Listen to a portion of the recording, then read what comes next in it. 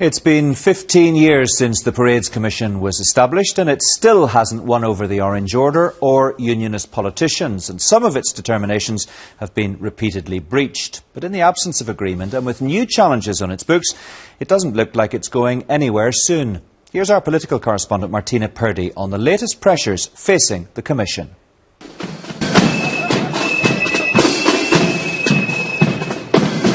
The moment a new parading flashpoint was born in Belfast last 12th. Nationalists complained that during a break in the parade, loyalist bandsmen had played provocatively a famine song. The Parades Commission became involved and placed restrictions on subsequent Loyal Order marches. The Commission banned the Young Conway volunteers from passing St. Patrick's Church last August, a decision which was breached, as was the ruling that only a single drumbeat be played in the area. It's offensive, it's disrespectful, it's triumphal. We don't want them to be stopped from marching, by the way. Or we don't want the Orange marches to be rerouted. We don't want that at all, We want to let them enjoy their day and celebrate their culture, but show us some respect. The order says it's too simplistic to blame one side or a band. The parades are the focus for protest.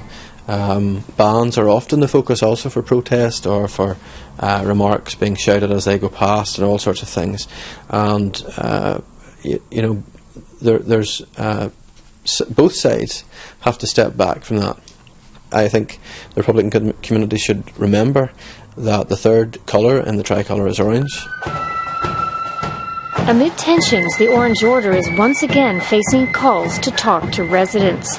The Order has spoken to the priest at St. Patrick's, but has refused to speak to the Carrickhill residents group. There are some people in those groups who our members look at, and they look at their pedigree, and they look at what they may have been involved in the past, and they feel in all conscience that they cannot sit down with those people. It was the Drumcree standoff 15 years ago when the Orange Order refused to talk to Garvackie Road residents, which gave birth to the Parades Commission, a body that the Grand Orange Lodge still refuses to recognise, branding its decisions bizarre and its structures deeply flawed. The Parades Commission is not transparent. It doesn't really explain its decisions. It's a secret court, effectively, as far as we're concerned. And if people wish to appeal the decision, they appeal back to the body that has made the decision in the first place. So, as far as we're concerned, it is not a very happy situation. So how would you improve the Parades Commission? Well, we would replace it and remove it. The Orange Order rejected an attempt to replace the Parades Commission in 2010 following a deal at Hillsborough Castle. An earlier review, led by Lord Ashdown, proposed mediation and adjudication with an emphasis on human rights, an approach some say the Commission should follow more closely.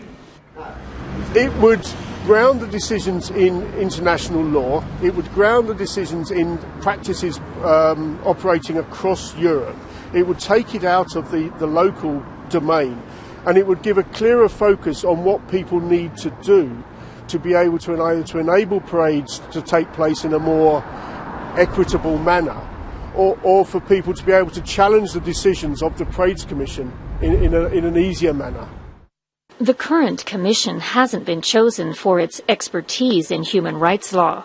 One commissioner, who unexpectedly quit in December, outlining her reasons in a private letter to the Secretary of State, is about to be replaced. Some nationalists who do engage with the Commission share the Order's complaints about inconsistent decision-making. They don't like their protests being restricted and perceive a condescending attitude. We're losing confidence in them altogether. We are. I understand your last meeting with the Parades Commission ended badly. It did. It broke up in a bit of acrimony between them and us. Why was that? Well, it's their attitude, really. We thought they were being overbearing, and as if we're talking a lot of children or something like that. That's as simple as that, Less simple, perhaps, is getting rid of the Parades Commission. Without agreement, the Commission seems here to stay and will have to deal with potential trouble this summer, including the new flashpoint at St. Patrick's, where this year the Tour of the North is due to pass.